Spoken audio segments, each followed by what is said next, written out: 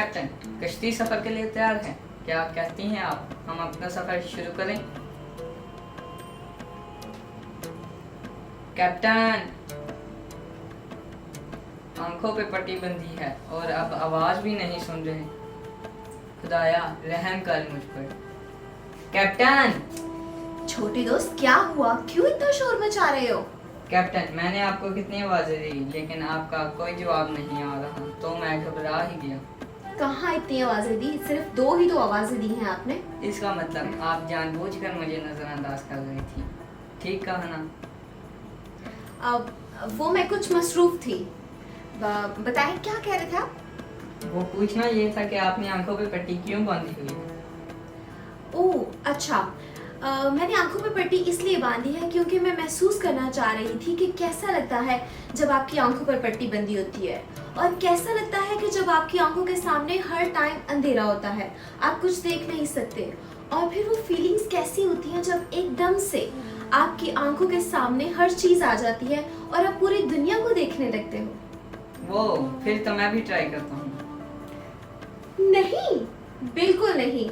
आप बस आराम से कश्ती चलाने की तैयारी करें। कैप्टन, मैं तो मजाक कर रहा था।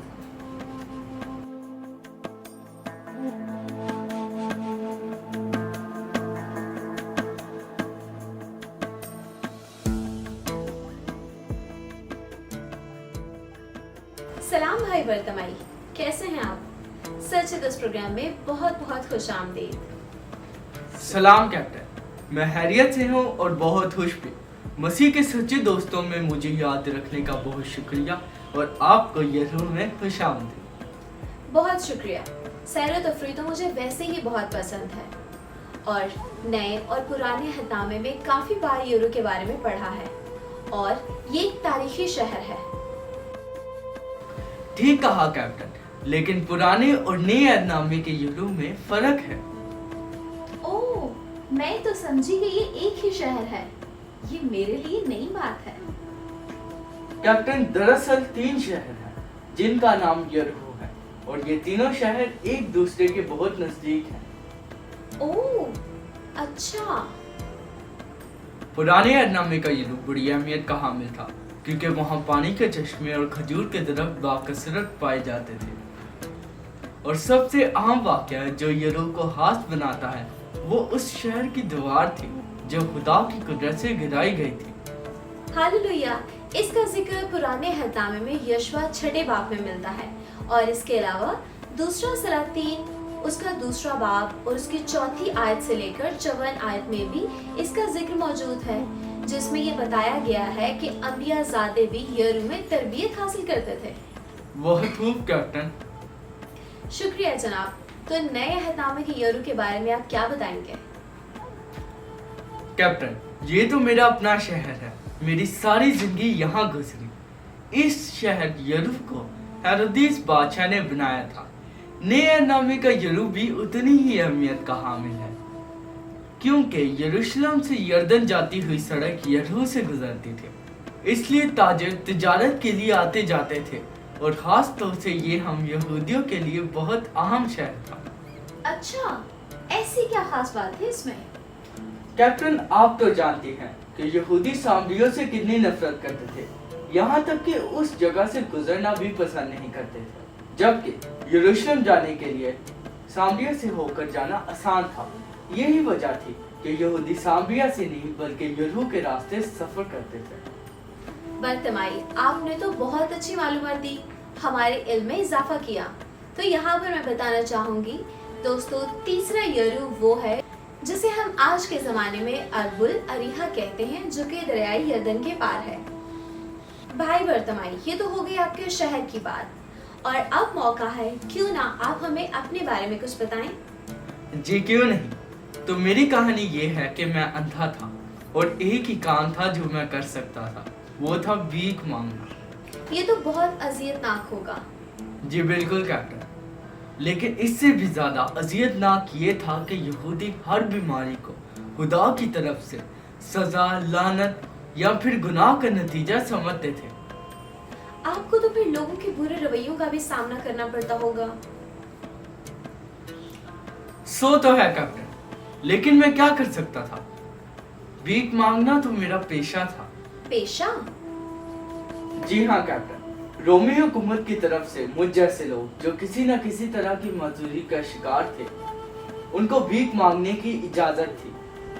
और रोमी हुकूमत की तरफ से ऐसे लोगों को भीख मांगने के लिए एक खास कपड़ा दिया जाता था। जिसके पास वो कपड़ा होता था वो भीख मांग सकता था। ओह, तो इसलिए ये पेशा हुआ करता था। जी बिल्कुल कैप्टन, लेकिन यहोवा खुदा का शुक्र है कि उसने मुझ नाचीज पर रहम किया, यहाँ तक कि उसने मेरी पहचान ही बदल दी। जब उस रोज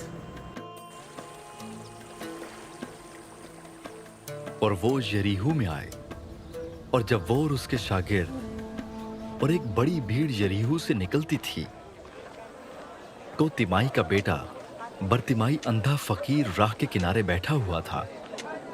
और ये सुनकर कि यीशु नासरी है, चिल्ला चिल्ला कर कहने लगा, ए इब्ने दाऊद, ए यीशु, मुझ पर रहम कर। और बहुतों ने उसे डांटा कि चुप रहे, मगर वो और भी ज्यादा चिल्लाया कि ए इब्ने दाऊद, मुझ पर रहम कर। यीशु ने खड़े होकर कहा, उसे बुलाओ। बस उन्होंने उस अंधे को यह कहकर बुलाया कि खातिर जमा रख, उठ, वो तुझे बुलाता है। वो अपना कपड़ा फेंक कर उछल पड़ा और यीशु के पास आया। यीशु ने उससे कहा, तू क्या चाहता है कि मैं तेरे लिए करूं? अंधे ने उससे कहा, ए रब्बूनी, ये कि मैं बीना हो जाऊं।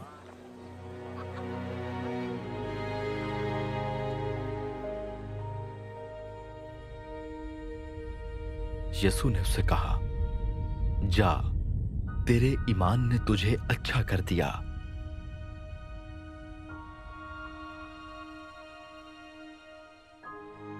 वो फिलफौर बीना हो गया और राह में उसके पीछे हो लिया।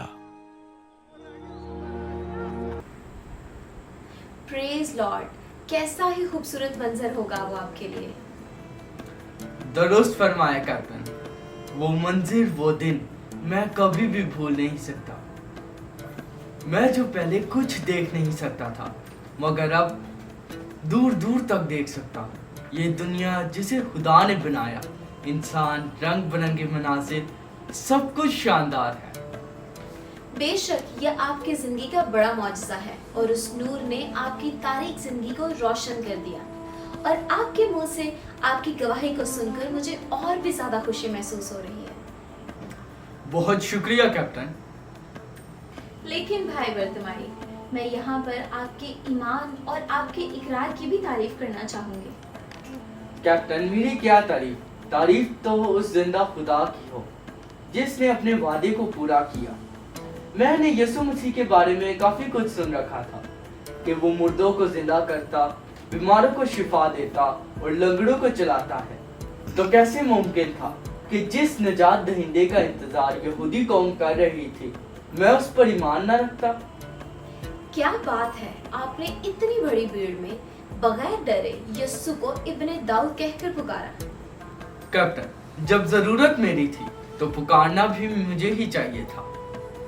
वो वक्त मेरी निजात का था और मेरे दिल में एक ही खौफ था कि अगर आज यीशु यहाँ से चला गया तो मैं बहाल नहीं हो पाऊंगा। और देखें, मुआशरे में मैं जो हकारत की जिंदगी बसर कर रहा था और लोगों के टुकड़ों पर पल रहा था, मगर उस शाफी ने मुझे अपना गवाह बना लिया। वाह, कैसी जबरदस्त बात कही आपने। कैप्टन, अगर इजाजत हो तो मैं भी प्यारे भाई बरतिमाई से कुछ सवाल करना चाहता हूँ। हाँ हाँ छोटे दोस्त, जरूर। भाई बरतिमाई, उस दिन आपको किस चीज़ से सबसे ज़्यादा खुशी हुई थी? शिफा की या यीशु से मिलने की? काफी अच्छा सवाल पूछा छोटे दोस्त। तो मैं भी आपसे एक सवाल पूछता हूँ कि अगर आपको मौका मिले कि एक अजीम और दौलतमंद बादशाह का दोस्त बन सकते हैं या फिर सोने के सिक्के लें, तो आप किस चीज का इंतखाब करेंगे? अरे वाह बरतिमाई भाई, आपने तो खूब फंसाया छोटे दोस्त को। अब बताएं, क्या जवाब देंगे आप इसका? सवाल थोड़ा मुश्किल ज़रूर है, लेकिन मुझे भी हर मुश्किल का हल पता है। जाहिर है बादशाह से दोस्ती करने में ज़्यादा फ़ायदा है, क्योंकि सोने के सिक्के तो ख़त्म हो जाएंगे, लेकिन बादशाह के पास ना सिर्फ सोना चांदी हीरे जवाहरात होंगे, बल्कि और भी बेशुमार बरकतें होंगी, तो मैं बादशाह का दोस्त बनना पसंद करूँगा, सोने के सिक्के नहीं। बस तो फिर आपको आपका जवाब मिल गया और मुझे जिंदा खुदा का बेटा यीशु। मोहतरम भाई बर्तमाई, अब वक्त है कि आप हमारे देखने वाले नाज़रीन को कोई खास पैगाम दें। जरूर कैप्टन। साथियों, अगर आप खुद कुछ नहीं करेंगे तो खुदा भी कुछ नहीं करेगा। अगर मैं उस दिन भीड़ के कहने पर खामोश हो जाता तो मेरी शायद कहानी ही ना होती। इसलिए उठें, यीशु मसीह को अपनी जिंदगी में पुकारें। मेरा ईमान है कि जिसने मेरा लिबास बदल डाला वो आपकी पहचान भी बदल डालेगा। बेशक, बहुत शुक्रिया भाई बर्तमाई। आपसे बातचीत करके हमें बहुत बरकत मिल रही है, लेकिन अब काफी वक्त भी हो गया है और हमें अभी वापस जाना चाहिए। लेकिन उससे पहले कि हम वापस जाएं, मैं चाहूंगी कि आप हमारे देखने वाले नन्हे बच्चों को बाइबल मुकद्दस की कोई आयत सिखाएं। जी क्यों नहीं कैप्टन। तो प्यारे बच्चों, बाइबल मुकद्दस में से जो आयत सीखेंगे वो ज़बूर 145 उसकी 16वीं आयत है।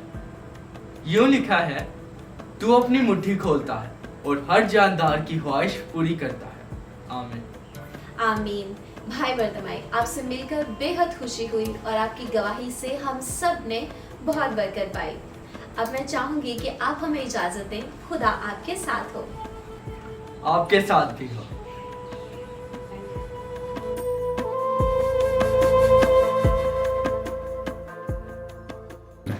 कैप्टन, मुझे तो बहुत अच्छा लगा भाई बर्तमाई से मिलकर।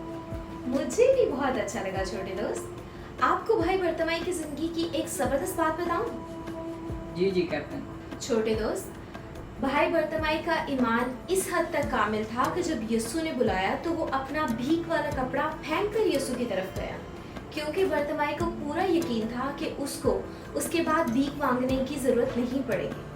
तो दोस्तों, क्या आज हमारा ईमान इस हद तक कामिल है कि जब यीशु मसीह हमें बुलाए और हम सब कुछ छोड़कर उसके हो जाएं? छोटे दोस्त, अगर आप यहाँ पर हैं तो कश्ती कौन चला रहा है? ओह कैप्टन, कश्ती तो कोई भी नहीं चला रहा। ओह छोटे दोस्त, हमें अंधेरा होने से पहले घर पहुंचना है। जल्दी करें। सॉरी समझ गया कैप्टन।